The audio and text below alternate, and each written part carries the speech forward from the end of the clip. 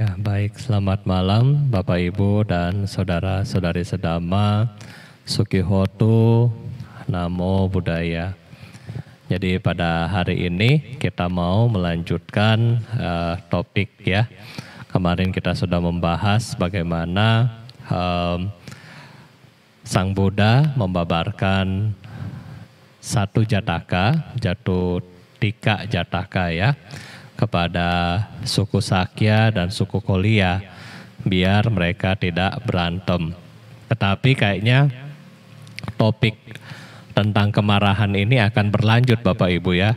Karena besok Ayak Sadika juga akan membawakan topik bagaimana meninggalkan kemarahan ya. Jadi hari ini juga masih terkait dengan kemarahan ya. Mudah-mudahan setelah kita belajar berapa hari ini, nah moga-moga kemarahan ya mulai berkurang ya. Nah jadi pada kesempatan hari ini Wataka Jataka ya, mengenai khotbah juga tentang bagaimana kita agar tidak berselisih. Karena ketika kita memiliki perselisihan, maka suatu kelompok akan lebih rentan untuk diserang, suatu kelompok akan lebih rentan untuk kalah dan seterusnya.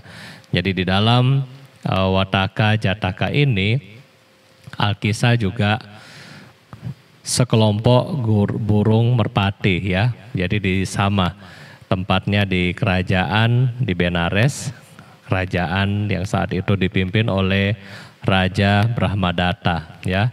Hiduplah sekelompok burung merpati di hutan.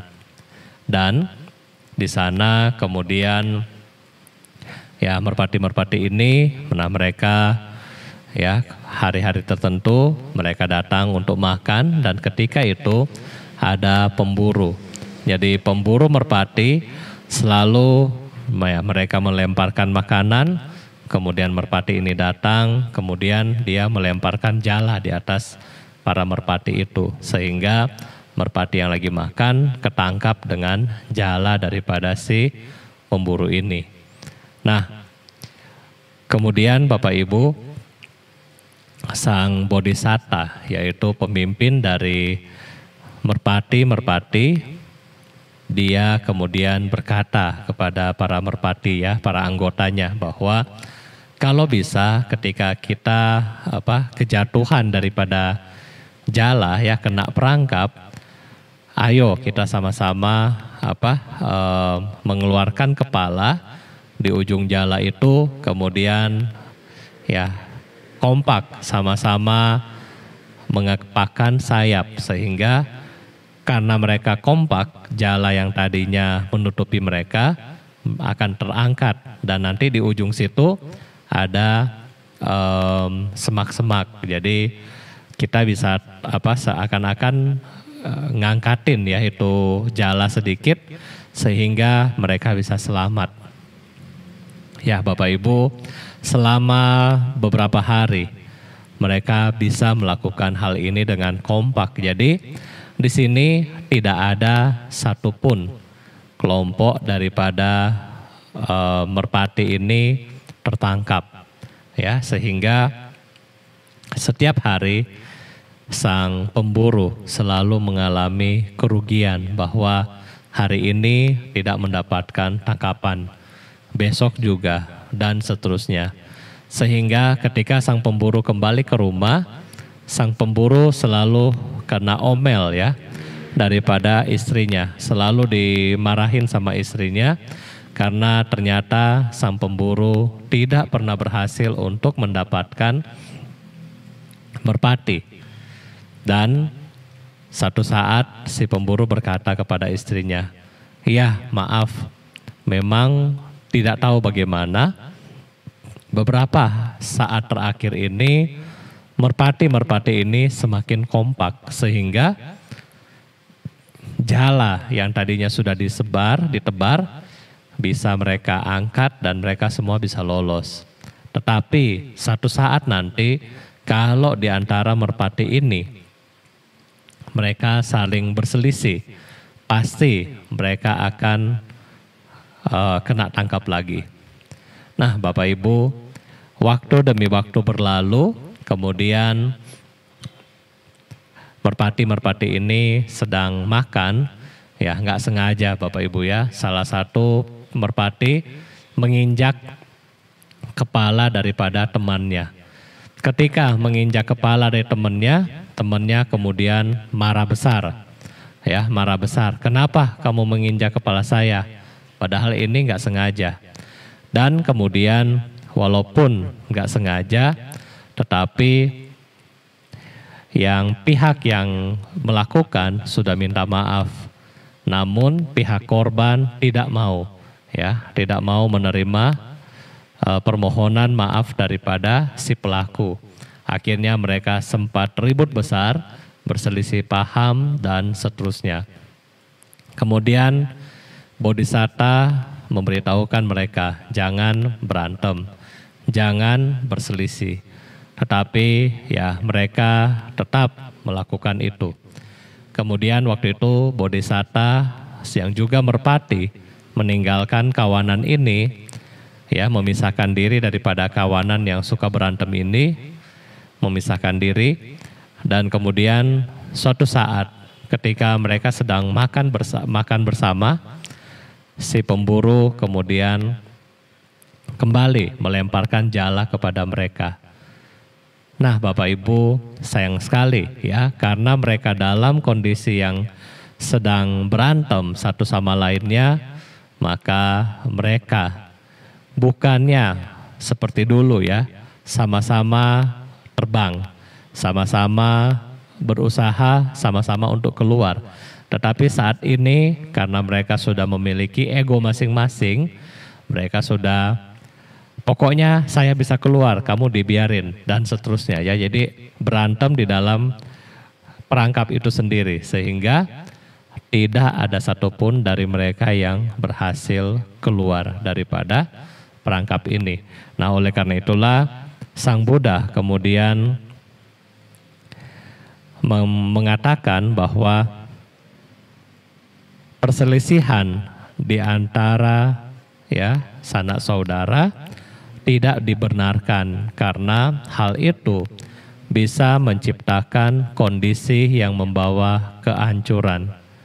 Nah, jadi Bapak Ibu, ini adalah cerita singkat buat hari ini ya, bagaimana kita mengurangi perselisihan di antara satu kelompok dan kelompok yang lain ya. Ketika kelompok kita berselisih, maka ini sangat gampang untuk dimanfaatkan oleh orang lain untuk menghancurkan semuanya ya. Jadi perselisihan ini kadang-kadang terjadi di mana? Di rumah ya, kadang-kadang juga terjadi di mana? Di organisasi, di kampus, di kantor, dan seterusnya. Ya, mungkin juga di toko antara karyawan, dan mungkin di kantor, dimanapun perselisihan ini pasti akan terjadi. Nah, jadi Sang Buddha berpesan kepada kita bahwa setiap tempat yang berselisih ya akan selalu membawa kehancuran. Oleh karena itulah Sang Buddha selalu memuji persatuan. Nah, mungkin ini yang bisa Bante sampaikan buat malam hari ini. Kalau Bapak Ibu ada yang ingin bertanya, Bante persilahkan. Dan dari umat ya, ini dari WA ke Bante.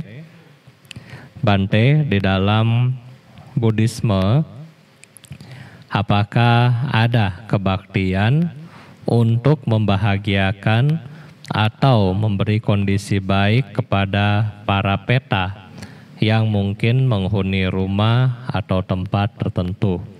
Ya, jadi di dalam Buddhisme apakah ada? Nah, sebenarnya di dalam Buddhisme pertama kita selalu berpikir bahwa semua makhluk itu adalah setara. Ya, semua makhluk ini memiliki kesetaraan yang sama, yaitu semua makhluk memiliki benih kebudayaan yang sama. Nanti Anda akan belajar kembali ini pada hari Kamis ya oleh Lama Jigme. Semua makhluk memiliki benih kebudayaan yang sama. Oleh karena itulah dalam Buddhis kita menghargai semua makhluk. Dan yang kedua, kita selalu berharap bahwa semoga semua makhluk berbahagia. Termasuk di sini adalah makhluk baik di alam neraka, alam asura, alam peta, alam manusia, alam hewan, bahkan alam surga. Nah, jadi di dalam doa kita berdoa untuk semoga semua makhluk berbahagia. Mengenai teknis apakah ada puja bakti khusus untuk para peta? Ada ya, kita bisa melakukan upacara yang umum, misalnya seperti melakukan upacara pelimpahan jasa seperti patidana yang biasanya dilaksanakan di waktu yang tertentu seperti cengbeng atau waktu bulan 7 ya, Citgue. Atau kalau misalnya memungkinkan, Anda juga bisa mengundang Biku Sangha datang ke rumah untuk melaksanakan patidana ya. Setelah Anda berbuat baik, misalnya berdana makan, nah Anda bisa meminta para bante untuk melaksanakan patidana atau kita bilang pelimpahan jasa. Jadi ini adalah hal yang bisa dilakukan untuk kebahagiaan para makhluk yang tidak terlihat ya, seperti makhluk peta. Ya, mungkin ini pertanyaan pertama. Kalau ada yang lain dipersilahkan. Ya, kalau misalnya belum ada pertanyaan, Bante rasa sudah tahu ya bahwa bagaimana berselisih itu akan membawa kehancuran. Namun yang susah Bante rasa adalah bagaimana menghadapi konflik. Ya, kadang-kadang kita bilang di dalam satu ilmu manajemen, kalau misalnya ini secara spiritual, tetapi dalam ilmu manajemen biasanya ada ya namanya manajemen konflik. Sehingga bagaimana pengaturan konflik ini agar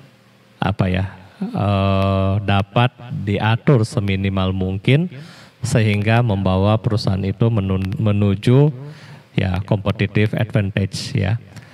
Dan Bapak Ibu, satu juga cerita yang Bante lupa sampaikan bahwa ketika membabarkan Dhamma kepada suku Kolia dan Kapila Wastu yang sedang mau berperang ini, Sang Buddha juga bercerita mengenai satu cerita Jataka, yaitu di mana ada satu kura-kura. Ya, kura-kura ini dia ya mungkin kalau kita bilang zaman sekarang suka nyebarin hoax ya. Jadi kura-kura ini tiba-tiba dia berteriak ke seluruh hutan yang ada di Himalaya, kemudian berteriak bahwa bumi ini hancur, bumi ini hancur, dan bumi ini hancur. Sehingga mengagetkan semua hewan yang ada di situ dan berlari menuju samudra mengikuti si kura-kura. Cuman masalahnya adalah kura-kura dia bisa berenang, hewan-hewan yang lain tidak bisa berenang. Jadi yang kedua yang kita perlu tahu bahwa perselisihan membawa kehancuran dan kadang-kadang orang berselisih itu karena salah dengar, karena terlalu cepat menanggapi isu yang belum dicek kebenarannya. Ya seperti si kura-kura yang tadi, semuanya ikut kura-kura pergi ke samudra, tetapi mereka bingung. Ya benar nggak bumi ini hancur? Tapi karena mereka melihat kura-kura ini sangat meyakinkan, sehingga semua pada ikut pergi. Ya, nah, jadi di dalam perselisihan muncul, kemarin kita sudah belajar bagaimana muncul daripada beruang dan dewa pohon ya, di mana si beruang dan dewa pohon muncul karena kesalahpahaman, ya, nggak tahu apa-apa, nyalahin orang. Setelah disalahin, yang kena disalahin nggak mau terima, dewa nggak mau terima, dia lawan. Nah kemudian juga cerita berikutnya adalah si kura-kura ini ya, nyebarin hoax dan kita nggak tahu bagaimana cerita aslinya, malam ikut saja seperti itu ya. Dan yang berikutnya seperti si gajah ya, kadang-kadang kita merasa di atas, kita selalu sombong dan kita pengen menginjak yang lain. Kita tidak tahu bahwa makhluk yang lebih kecil daripada kita justru bisa membuat kita celaka. Dan hari ini bagaimana kalau kita berselisih paham satu dengan lainnya, tidak bersatu, maka sangat mudah untuk dikalahkan. Nah jadi ini 4 cerita bagaimana Bapak Ibu melakukan manajemen konflik yang Buddha ajarkan untuk melerai ya suku Kapilawastu dan suku Kolia yang sedang berperang. Ya, terima kasih. Ada titipan pertanyaan, Bante. Jika seseorang dalam keluarganya itu tadinya beragama Buddha, terus tiba-tiba entah suami atau istrinya meninggal, dan pada saat meninggal kebetulan dari keluarga itu berbeda agama. Jadi misalnya suaminya meninggal agama Buddha, ternyata setelah mereka berkeluarga, si istri kembali mungkin mengikuti agama yang lain. Nah, untuk mendoakan si yang meninggal ini, mungkin dia menggunakan dengan agama dia, berdasarkan agama dia yang sekarang. Bagaimana menurut Bante, pandangan Bante mengenai orang yang meninggal ini? Apakah ini juga termasuk karma dia? Dan bagaimana juga mengenai istrinya yang mungkin hanya bisa mendoakan dengan sesuai dengan agama yang sekarang? Terima kasih, Bante. Ya baik, di dalam hal ya perbedaan agama seperti ini, apakah ya karma ya? Kalau dari Bante ya itu pasti bagian dari sana. Dan yang kedua, apakah boleh seorang istri yang sudah beragama lain mendoakan suaminya yang beragama Buddha? Di dalam ajaran Buddha sah-sah aja ya. Karena Bapak Ibu yang kita tahu bahwa doa adalah universal. Ya.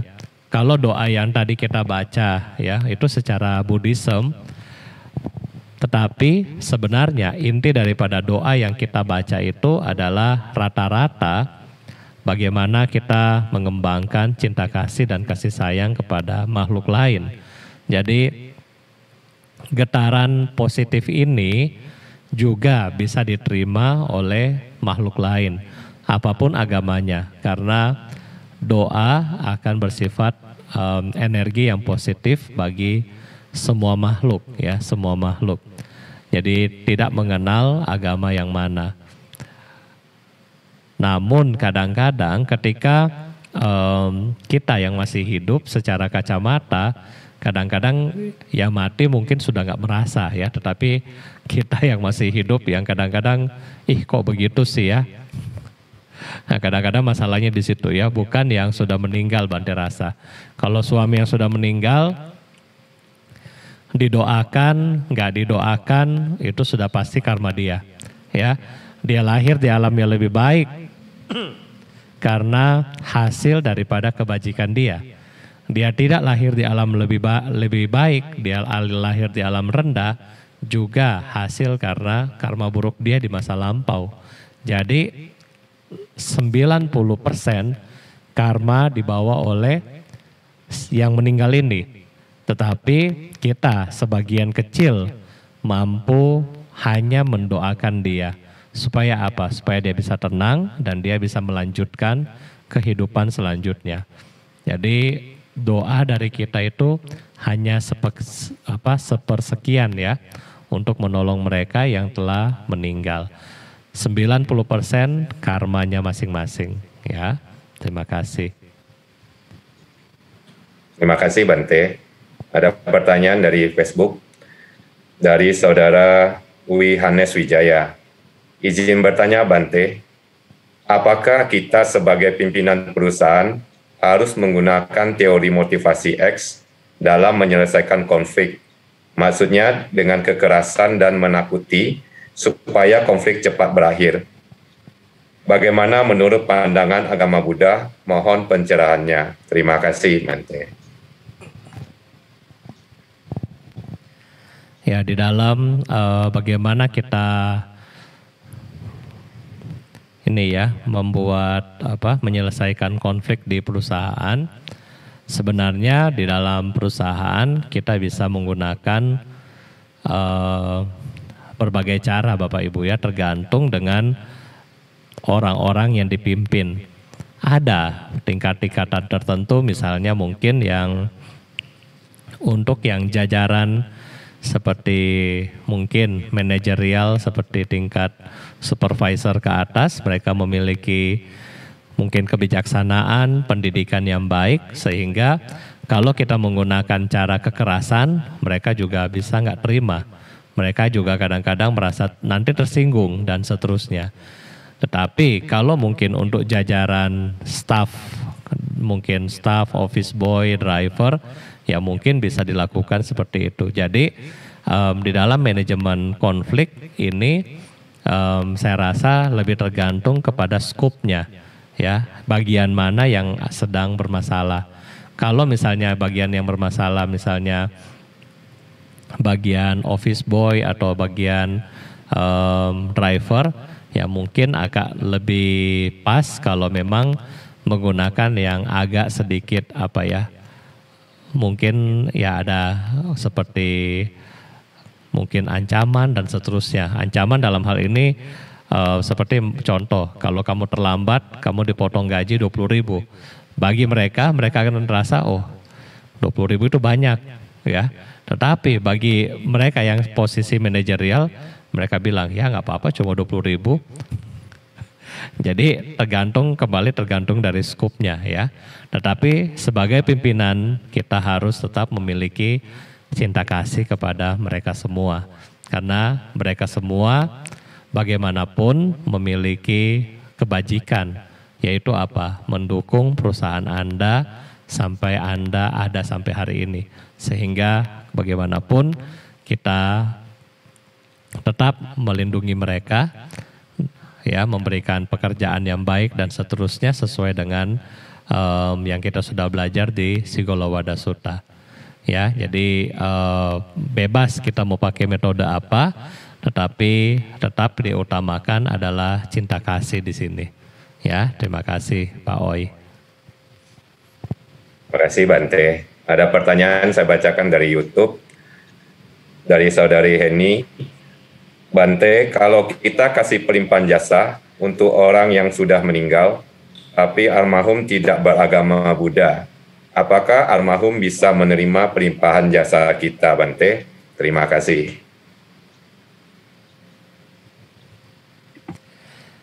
Apakah bisa? Bisa. Ya, jadi walaupun yang meninggal bukan agama Buddha, selama doa yang kita panjatkan itu adalah doa atau pelimpahan jasa, ketika kita melakukan pelimpahan jasa, kita nggak pilih agama. Yang kita harus ingat, ketika kita berdoa untuk kebahagiaan semua makhluk, kita nggak pilih agama.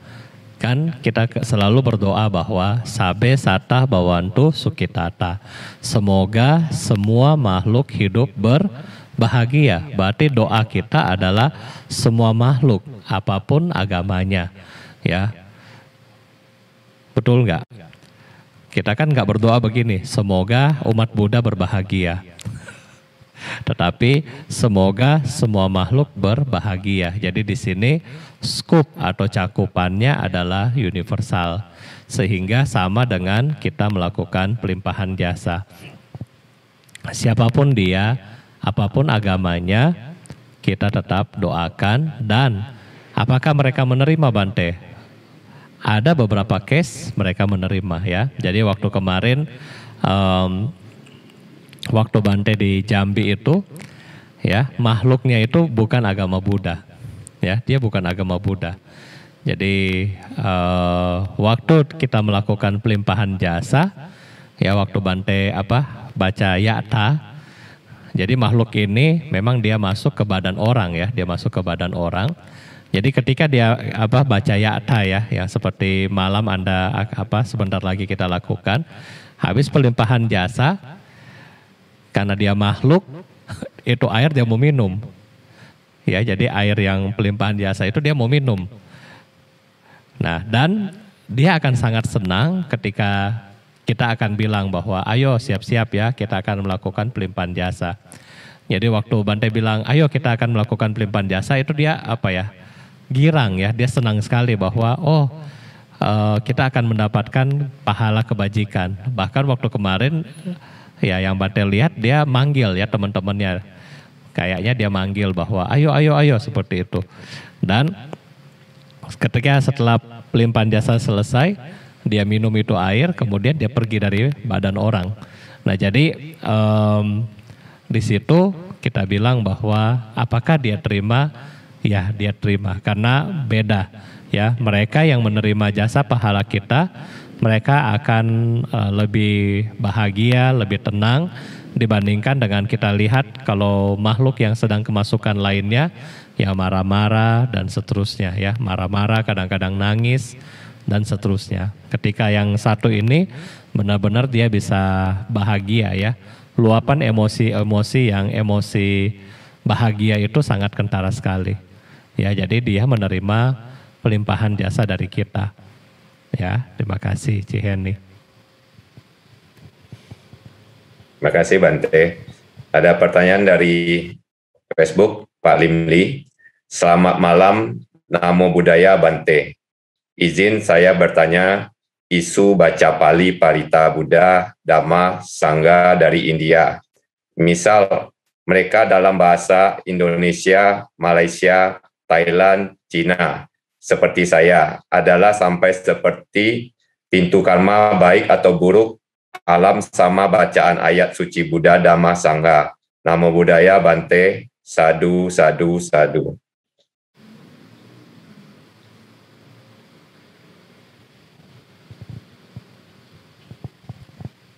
Ya, jadi Pak Lim memang isu ya atau case daripada bahasa Pali ini memang berasal dari India ya. Namun ketika dalam perkembangannya bahasa Pali ini kemudian diteliti dan diartikan ke dalam berbagai bahasa.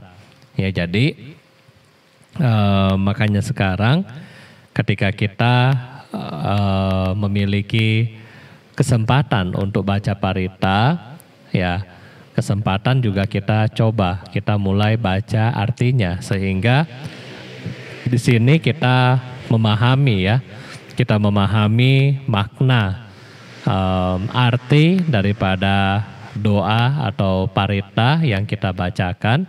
Nah, sehingga ketika kita paham dengan doa ini, kita memiliki tekad ya. Kadang-kadang ketika Anda baca, Anda memahami, Anda juga bisa mungkin tersentuh ya, mungkin dari situ Anda memiliki keyakinan untuk bertekad, oh semoga saya mau seperti ini dan seterusnya. Jadi itu adalah manfaat ya. Memang ini semua berasal dari India, namun ditranslate saat ini. Tipitaka itu sudah di beberapa negara, terutama di Asia, dan sudah ditranslate dengan bahasa masing-masing. Ya, di Indonesia kayaknya kita masih sedang translate. Bante tidak tahu kalau misalnya di Malaysia, tetapi Malaysia mungkin pakai bahasa Mandarin atau Inggris ya, ada dua bahasa. Kalau yang biasa kami pakai bukunya, itu sudah ada translatean dalam bahasa Sinhala ya, bahasa Sri Lanka. Kemudian ada bahasa Dewanagari atau bahasa tulisan India ada. tulisan Myanmar, Thai, Mandarin Bante belum tahu. Myanmar sudah ada. Tulisan Laos, Kamboja itu sudah ada. Vietnam ada, tetapi yang tulisan dari Mandarin untuk Pali Bante belum tahu apakah sudah ada atau belum ya. Terima kasih. Terima kasih Bante. Ada pertanyaan dari YouTube dari saudari Shiren Estelina. Selamat malam yang mulia Bante. Saya izin bertanya. Karma baik apa yang dapat mengikis karma buruk yang mulia Bante? Karma baik apa yang dapat mengikis karma buruk? Karma baik apa ya? Semua karma baik yang kita perbuat, yang harus kita paham daripada karma, di sini sifatnya hanya seperti saling bukan saling impas seperti itu ya, bukan. Jadi karma itu misalnya, kalau Bante suka kasih contoh, bikin dabu-dabu ya, karena Bante lagi di Manado, Bante pakai nama berdabu-dabu. Kalau Bante di Jakarta pakainya sambal. Jadi ketika kita mau bikin dabu-dabu atau mau bikin sambal, tergantung jumlahnya. Misalnya, ketika kita mau bikin sambal atau dabu-dabu ini, kita ada tomat. Misalnya kita ada tomat 3 kilo. Terus kita ada cabai. Cabai kita misalnya 1 kilo. Ketika ini semua diulek, dibikin jadi sambal, sekarang Bante mau tanya, apakah sambal ini pedas atau tidak? Ya, 3 kilo tomat, 1 kilo cabai. Atau yang kedua, kita balik, 3 kilo cabai, 1 kilo tomat. Yang mana yang lebih pedas? Yang pertama, yang A, atau yang B? Kira-kira yang mana yang lebih pedas? Tentu yang lebih pedas ini adalah B, yang banyak cabenya. Nah, permasalahannya adalah ketika kita bilang, oh Bante banyak cabenya, ini pedas banget ya. Tetapi Bante mau tanya, tomatnya ada apa enggak? Tomatnya ada ya, tapi enggak berasa karena lebih berasa cabenya. Sebaliknya, kalau yang pertama tadi ya banyakkan tomat, ketika Anda makan pedas enggak? Enggak pedas. Tetapi apakah ada cabai? Ada. Cabenya ada, tetapi sedikit. Jadi efeknya enggak pedas. Nah, sama dengan karma baik dan karma buruk. Mana yang lebih banyak di dalam hidup kita? Kalau hidup kita pahit, hidup kita sering menderita, hidup kita susah, dikit-dikit sakit, dikit-dikit apes, ya itu karma buruknya banyak banget, luar biasa itu mah.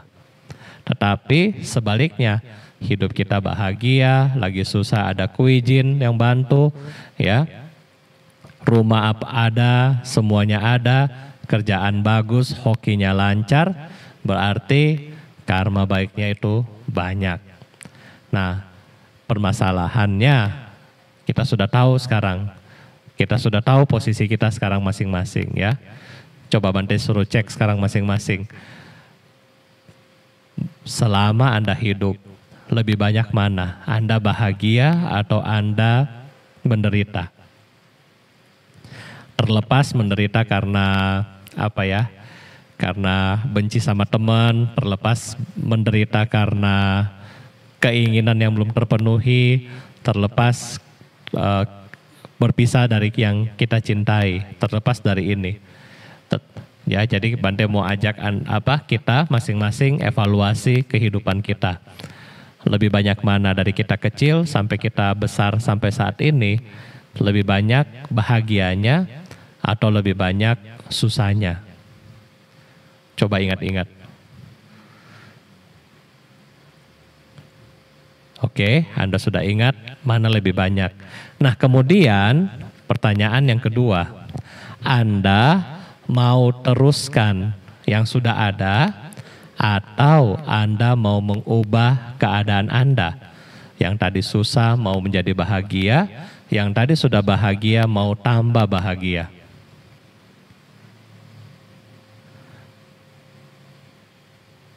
Pasti kita ingin yang tadi susah jadi bahagia, yang tadi sudah bahagia mau tambah bahagia. Jadi jawabannya satu. Kalau mau ubah itu semua, ubah perilaku kita, ubah ucapan kita, ubah pikiran kita. Dengan cara itu kita bisa mengubah keadaan dengan hal-hal yang positif. Inilah kita bilang ketika Anda mengubah tubuh, ucapan, dan pikiran Anda, kita sedang memproduksi karma baik. Dan karma baik ini yang akan menuntun Anda menuju keadaan-keadaan state yang lebih bahagia. Ya, keadaan state yang lebih bahagia. Jadi simple ya, hanya mengubah tubuh, ucapan, dan pikiran kita. Yang tadinya suka ngomel, ketika mau ngomel, aduh diam dikit deh. Ya, Bante keceplosan ya nggak apa-apa.